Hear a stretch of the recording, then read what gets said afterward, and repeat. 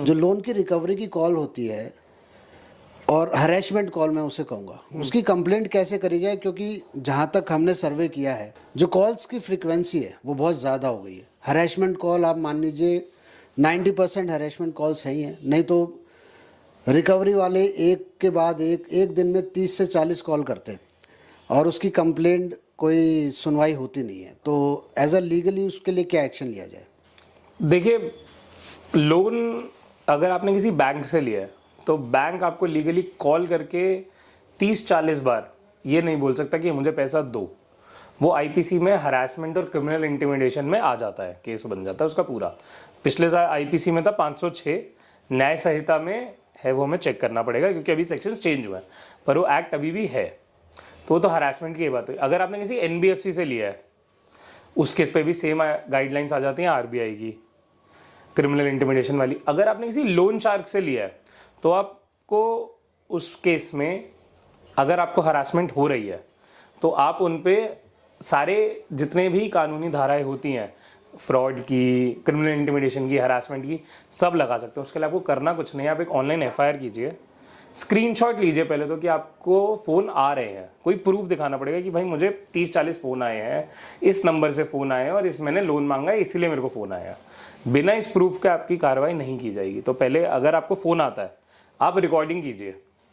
अगर वो सिर्फ आपसे कह रहे हैं भाई साहब हमें लोन आपने लिया है वापस दे दीजिए, वो हरासमेंट नहीं होती। अगर आप सिर्फ गाली गलौज कर रहे हैं वो हरासमेंट में आती है। हाँ, अगर वो सिर्फ यही लाइन बोलते हैं कि जी आप हमें लोन वापस दे दीजिए, लेकिन वो आपको दिन में 40 बार बोल रहा है, तो वो हरासमेंट बन जाती है। पर आपको वही चीज़ प्रूफ के साथ पुलिस को देनी पड़ेगी, और अगर पुलिस कार्रवाई नहीं करती है तो आप कोर्ट का दरवाज़ा खटखटा सकते हैं। आपने बोला कि बैंक कॉल करता है, बैंक तो पहली बात तो कॉल नहीं करता, वो थर्ड पार्टी होती है। क्या ये थर्ड पार्टी को हायर करना लीगल है और इन्हीं चीज़ों के लिए लीगल किया जाता है? मैंने कह रहा हूँ कि रिकवरी वाले गुंडे हैं। आपसे बेसिकली आपसे मैं सीधी बात करूँ, क्योंकि जिनके साथ हरेसमेंट हुआ है अगर आप उनसे मिलेंगे तो वो मेंटली बहुत डिस्टर्ब हैं, इवन सुसाइड भी कर लेते हैं। हाँ, देखिए इसमें एक बात समझिए, जो लोग लोन लेते हैं वो ले किस चैनल से रहे हैं वो बहुत ज़रूरी हो जाता है। अगर वो किसी बैंक या एनबीएफसी से ले रहे हैं वो तो सही चैनल्स होते हैं, वो सिर्फ आपको फ़ोन करेंगे या लीगल नोटिस भेज देंगे। जहाँ तक कि आपने बात करी क्या ये लीगल होता है, तो कई एसेट रिकंस्ट्रक्शन कंपनीज होती हैं, जैसे आपने एनपीए सुना होगा, है ना। तो एनपीए क्या होता है, एसेट रिकंस्ट्रक्शन के एनपीए खरीद लेती हैं और फिर इनका काम होता है कि रिकवरी करवाना, उनको रिकंस्ट्रक्ट करके। तो ये ऐसी वाली कंपनीज होती है जो उन्होंने रिकवरी करवाती हैं, तो ऐसी प्रॉपर कंपनीज है, ये लीगल है। लेकिन उनका आपको फ़ोन करके गाली गलौज करना, आपको धमकाना, आपको ये बोलना कि हम तेरे हाथ पैर तोड़ देंगे या उठा लेंगे, वो सब गलत है। वो सब आईपीसी और न्याय संहिता में कवर्ड है, क्रिमिनल इंटिमिडेशन और हरासमेंट में। ठीक है, अब दूसरी बात आती है, अगर जैसे आपने लोन लिया किसी, मैं कहता हूँ ऐप से, जैसे बहुत सारी ऐप्स हैं, चाइनीज़ ऐप्स होती थी, ये सिंपल करके ऐप है, और 3-4 और ऐप्स है, ऐसी बहुत सारी हैं अब तो खैर मार्केट में। जैसे आपने उनसे लिया है तो वो क्या करती है, जब आप उनकी अगर आप वो पढ़ेंगे ना टर्म्स ऑफ सर्विसेज, वो आपसे अथॉरिटी ले लेते हैं, जिसमें वो कहते हैं कि अगर आपने लोन नहीं दिया तो हम आपके कॉन्टैक्ट्स को भी बता देंगे। तो अगर आपने वहां पे ओके कर रखा है तो वो इलीगल नहीं हो जाता, क्योंकि आपने कंसेंट दे दिया। तो आप ये समझिए कि आप किस चीज से ले रहे हैं लोन। अगर आपने किसी ऐप से लिया, एक सेकंड और आपसे पूछता हूँ, कॉन्टैक्ट लिस्ट उनके पास पहुंच जाती है? सही में पहुंच जाती है? सर हाँ, वो अगर आपने से कोई आप ऐप लेते हैं तो आप उसको परमिशन देते हैं बहुत सारी चीज़ों की, से लोकेशन की परमिशन देते हैं, अपनी कॉन्टैक्ट इन्फॉर्मेशन की, कैमरे की। तो इसी में क्या होता है, कई बार हिडन इन्हीं हाइड्स के अंदर ना हाइड करके आपकी फेसबुक की परमिशन ले लेते हैं, इंस्टाग्राम की परमिशन ले लेते हैं, जो कि गलत है साइबर लॉ के हिसाब से। तो ये एंड्रॉयड और आईओएस सिस्टम में दोनों में होता है, दोनों में कर सकते हैं, दोनों में हो जाता है। ये ऐप है, ऐप को चलाने के लिए परमिशन देते हो। आपने देखो कई ऐप्स होते हैं, आपने परमिशन नहीं दी, वो ऐप चलेगी ही नहीं।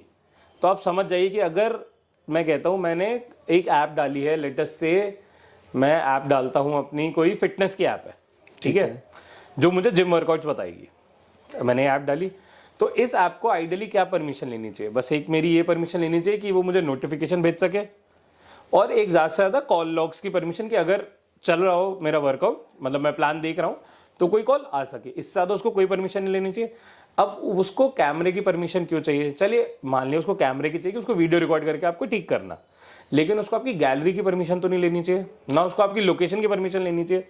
तो ऐसे केसेस में रेड फ्लैग्स आ जाते हैं। मतलब समझ रहे हैं, अगर एक आपका पर्पस एक्स है लेकिन वो आपसे जेड ए बी सी इन सब की परमिशन मांग रहे हैं तो वो गलत हो जाता है, तो आपको ध्यान रखना पड़ेगा।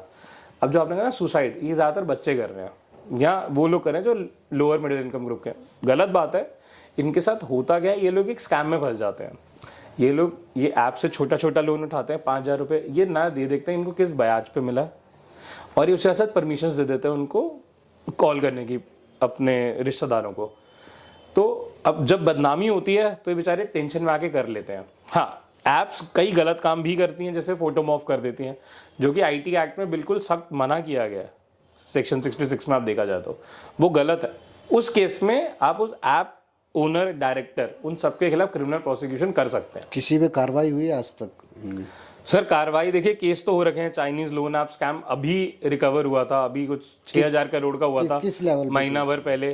किस लेवल पे अगर इनकी जो लगी है कंप्लेंट, इनमें कौन जो से कोर्ट में है? ये अभी पटियाला कोर्ट में है, चल रहा है केस अभी है। अभी इसको आई थिंक 4 महीने हो गए हैं इस केस को डले हुए। अभी फ्रेमिंग ऑफ इश्यूज पे है वो case, framing of charge stage पे है। देखिए आगे क्या होगा। देखिए ये फर्स्ट केस है? नहीं, ऐसे और भी केसेस हैं जो चल रहे हैं। हाँ, कोर्ट में बहुत सारे केसेस हैं। आप एक बात समझिए, इनमें ना प्रॉब्लम क्या होती है, एविडेंस गैदरिंग की बहुत दिक्कत हो जाती है। क्योंकि हमारा अगर आप देखेंगे, पुलिस जो है एक स्टेट सब्जेक्ट है एज पर शेड्यूल 7 कॉन्स्टिट्यूशन के, ठीक है। तो अब दिल्ली की अलग पुलिस है, हरियाणा की अलग पुलिस है, झारखंड की अलग पुलिस है, मध्य प्रदेश की अलग पुलिस है।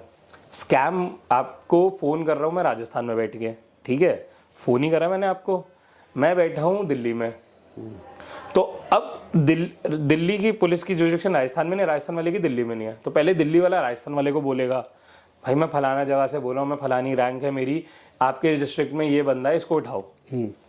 तो कोऑर्डिनेशन में बहुत दिक्कत होती है। तो उसके लिए कई स्टेप्स ले रही है सरकार, बट स्टिल अभी भी काफ़ी जाना है उन्हें। जैसे स्पेशल साइबर सेल्स बनाए गए हैं हर स्टेट में बेटर कोऑर्डिनेशन के लिए, पर अभी भी टाइम है उसमें जाने में, मतलब टाइम लगेगा पर हो जाएगा।